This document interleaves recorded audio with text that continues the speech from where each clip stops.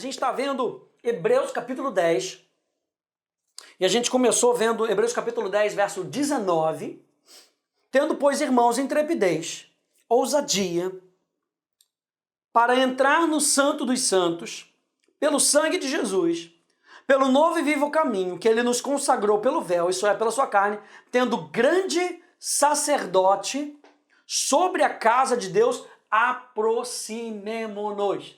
Ou seja, a gente já explicou que essa palavra achegar, aproximar, tem o sentido de ir, aleluia. Tem o sentido de ir, porque nós estamos seguindo alguém, aleluia. É um ato, é uma atitude. E nós podemos fazer isso por causa do sangue de Jesus. E ele então, aqui no verso 21, ele se torna o nosso grande sacerdote, o nosso sumo sacerdote. Hebreus capítulo 9, verso 11 e verso 12, na Bíblia Viva diz assim: ele veio como supremo sacerdote desse sistema melhor que nós agora temos. Ele entrou naquele tabernáculo do céu, maior e perfeito, que nem é feito por homens, nem faz parte desse mundo. E uma vez por todas, levou sangue para dentro daquele compartimento interno, o Santo dos Santos, e o salpicou sobre o propiciatório. Mas não era sangue de bodes, nem de bezerros. Não, ele levou o seu próprio sangue, e com esse sangue por si mesmo, ele garantiu a nossa salvação eterna. O termo usado aqui para sacerdote, apesar de um sentido bem básico, é a palavra Cohen. E Cohen, apesar de ter um significado incerto, é possível que esteja relacionada com o sentido de chegar mais perto. Então, o objetivo do sacerdote era ajudar as pessoas a chegarem mais perto. Aleluia! Eu e você somos sacerdotes. Nós estamos ajudando pessoas a chegarem mais perto, mas existe sobre nós um sumo sacerdote. Por isso o acesso é só através de Jesus, gente. Ele é o único caminho que nos leva a Deus. Por quê? Porque o objetivo dele é ajudar pessoas a chegarem mais perto do Pai. Aleluia! Aproximar-se da presença santa de Deus. Um sacerdote é alguém que representa pessoas diante de Deus. É um enviado, serve como se fosse um embaixador, aceito por Deus para agir como representante do povo. Nessa aliança, então, gente, nessa nova aliança, nós temos pelo menos dois elementos essenciais quando a gente fala sobre o sacerdote, o sumo sacerdote. Nós estamos falando sobre o sumo sacerdote perfeito e nós estamos falando sobre o sacrifício perfeito. Vamos começar sobre o sacrifício perfeito? Porque se a gente está falando do sangue de Jesus, a gente está falando do sacrifício. No sacrifício perfeito, nós estamos falando que Cristo nos substituiu. Hebreus capítulo 1, verso 3, diz ele que é o resplendor da glória e a expressão exata do seu ser, sustentando todas as coisas pela palavra do seu poder, depois de ter feito a purificação dos pecados. Isso é importante, essa purificação dos pecados. Por quê? Porque a principal responsabilidade do sumo sacerdote era o quê? A purificação dos pecados. Tendo então purificado as nossas vidas dos pecados, assentou-se à direita da majestade de Deus. Ou seja, o que Jesus apresenta é uma solução perfeita. Como sacrifício perfeito, como substituto das nossas vidas na cruz, alguns pontos aqui são bem relevantes para a gente entender. Número 1, era um sacrifício no qual Deus não se lembraria mais dos nossos pecados. Gente, isso aqui é demais. É demais. Hebreus capítulo 8, verso 12 diz: pois para com as suas iniquidades usarei de misericórdia, e dos seus pecados jamais me lembrarei. A palavra iniquidade aqui, você sabe, tem a ver com a natureza. Misericórdia aqui tem a ver com aquilo que a gente não conseguiria fazer por nós mesmos. Então Deus vem e interage com a gente. Deus vem e intervém. A gente não podia fazer nada com a nossa natureza pecaminosa. Mas Jesus veio e se tornou substituto.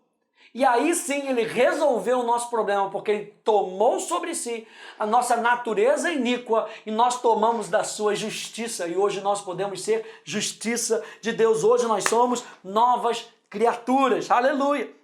Número 2, esse sacrifício não era um sacrifício qualquer, não era um sacrifício de bode, não era um sacrifício, você está entendendo que é melhor do que a velha aliança? Não era um sacrifício de bode, de bezerro, era o próprio sangue de Jesus.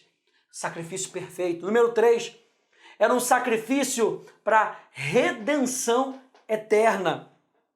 Hebreus capítulo 9, verso 15. E é interessante falar sobre essa redenção eterna, porque só no livro de Hebreus a palavra eterna aparece mais ou menos 6 vezes, tá bom? Aparece junto com a palavra salvação, julgamento, redenção, espírito, herança e aliança. Mas só nesse texto de Hebreus capítulo 9, verso 12, verso 15, a palavra eterna já aparece 3 vezes. Leia aí comigo, verso 12 ao verso 15, diz: não por meio de sangue, de bodes e de bezerros, mas pelo seu próprio sangue, entrou no Santo dos Santos uma vez por todas, tendo obtido eterna salvação, eterna redenção. Portanto, se o sangue de bodes e de touros e a cinza de uma novilha, aspergidos sobre os contaminados, os santificam quanto à purificação da carne, muito mais o sangue de Cristo, que pelo Espírito eterno, a si mesmo se ofereceu sem mácula a Deus, purificará a nossa consciência de obras mortas para servirmos ao Deus vivo. Por isso mesmo, ele é o mediador da nova aliança, a fim de que, intervindo a morte para a remissão das transgressões que havia sobre a primeira aliança, recebam a promessa da eterna herança aqueles que têm sido chamados. Os sacrifícios da velha aliança eram temporais, gente. Era baseado lá no sábado, era baseado nas festas da lua, era baseado de semana em semana, de mês em mês, de ano em ano. Mas a Bíblia diz que o sacrifício de Jesus é eterno, é para redenção eterna. Número 4, o sacrifício que era o sacrifício perfeito, era um sacrifício que limpa a consciência plenamente. Então, os adoradores que ofereciam sacrifício na velha aliança ainda continuavam com o pecado nas suas consciências. Por quê? Porque eles tinham essa natureza. Mas através do sacrifício de Jesus, o sacrifício perfeito, o sacrifício que limpa a nossa consciência de obras mortas. O que eram essas obras mortas? Essas obras mortas eram comparados àqueles animais mortos que os judeus não podiam tocar. Se eles tocassem qualquer animal morto, o que acontecia? Eles eram considerados impuros. Hoje, o que a Bíblia fala? Bem, se nós cometermos algum pecado, ele é fiel e justo para nos perdoar. Aleluia! Não é que a gente vai deliberadamente pecar, mas se acontecer, como diz o apóstolo João, quando acontecer isso, ele é fiel e justo para nos perdoar. Por quê? Porque o sacrifício de Jesus limpa a nossa consciência plenamente. Depois de haver recebido o perdão de Deus, você entende? Você cometeu um pecado, se arrependeu, foi para Jesus, confessou o seu pecado, disse: Senhor, eu estou confessando esse pecado como ele é, ele não te agrada. Por isso, Senhor, eu te peço perdão. Jesus, eu sei que eu sou nova criatura e eu ando como justiça de Deus, portanto eu recebo o teu perdão. Quando você realmente recebe o perdão, gente, algo maravilhoso acontece. A sua consciência é purificada. Aleluia! Hebreus capítulo 9, aproveitando que a gente está em Hebreus capítulo 9, verso 9, e isso é uma parábola para a época presente. E segundo esta, se oferecem tanto dons como sacrifícios, embora estes, no tocante à consciência, sejam ineficazes para aperfeiçoar aquele que presta culto. Verso 14. Muito mais o sangue de Cristo, que pelo Espírito Eterno a si mesmo se ofereceu sem mácula a Deus, purificará a nossa consciência de obras mortas para servirmos. Olha, ele fala lá no Velho Testamento que era incapaz de aperfeiçoar aquele que prestava culto. O que a gente está falando? Adoração. Mas agora, aquele que vive na nova natureza, o sangue de Cristo nos limpa de todo o pecado, limpa e purifica a nossa consciência de obras mortas para servirmos ao Deus vivo. Ou seja, o que Deus programou para a gente foi uma maneira para que a gente continue servindo a um Deus vivo. Como? De maneira viva. Aleluia! Número 5. Era um sacrifício feito de uma vez por todas. Você sabe disso. O sacrifício de Jesus foi de uma vez por todas. Não precisava ser repetido todas as vezes. E número 6, um sacrifício onde o impossível foi feito possível. Hebreus capítulo 10, vai um pouquinho mais à frente, verso 4 até o verso 7. Diz, porque é impossível que o sangue de touros e de bodes remova os pecados. Aleluia! Por isso, ao entrar no mundo, diz, sacrifício e oferta não quiseste, antes um corpo me formaste. Não te deleitastes com holocaustos e ofertas pelo pecado. Então eu disse, eis-me aqui. Estou no rolo do livro, está escrito a meu respeito. Estou para fazer, ó Deus, a tua vontade. E é por isso que João Batista, aleluia, quando olhou para Jesus, disse, eis o Cordeiro de Deus que tira o pecado do mundo, que remove o pecado do mundo, remove para não voltar mais para aquela velha natureza. E é isso que ele está fazendo conosco nessa nova aliança. Número 1, então, nós estamos vendo que ele é o sacrifício perfeito. E número 2, então, para a gente concluir essa nossa aula, Jesus é o sumo sacerdote perfeito. Por quê? Se no sacrifício perfeito ele nos substitui, como sumo sacerdote perfeito, ele nos representa. Aleluia! Hebreus capítulo 2, do verso 17 ao verso 18,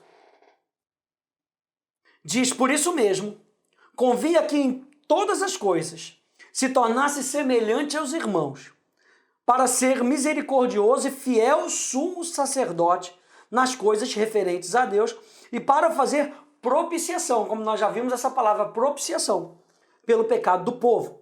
Pois naquilo que ele mesmo sofreu, tendo sido tentado, é poderoso para socorrer os que estão sendo tentados. E foi nesse ato de ter sido feito semelhante aos irmãos em todas as coisas que Jesus foi aperfeiçoado, que ele se tornou o perfeito candidato para ser o nosso representante diante de Deus. Aleluia! Então, gente, Hebreus capítulo 4, verso 14 a 16, diz assim, tendo, pois, Jesus, o Filho de Deus, como grande sumo sacerdote, que penetrou os céus, conservemos firme a nossa confissão. Que confissão é essa? A confissão, gente, que nós somos conscientes de que Ele nos representa. Conservemos firme a confissão de que Ele nos representa diante do Pai. Conserve firme aquilo que você percebe no seu espírito e responda. Por quê?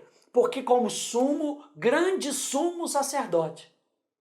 E qual é o objetivo do sumo sacerdote? Nos representar diante de Deus, nos fazer chegar mais perto diante do Pai. Conserve firme a sua confissão. Eu estou me aproximando mais de Deus por causa do sumo sacerdote, por causa do sacrifício perfeito. Eu continuo me achegando mais perto de Deus. Essa é a obra de Jesus.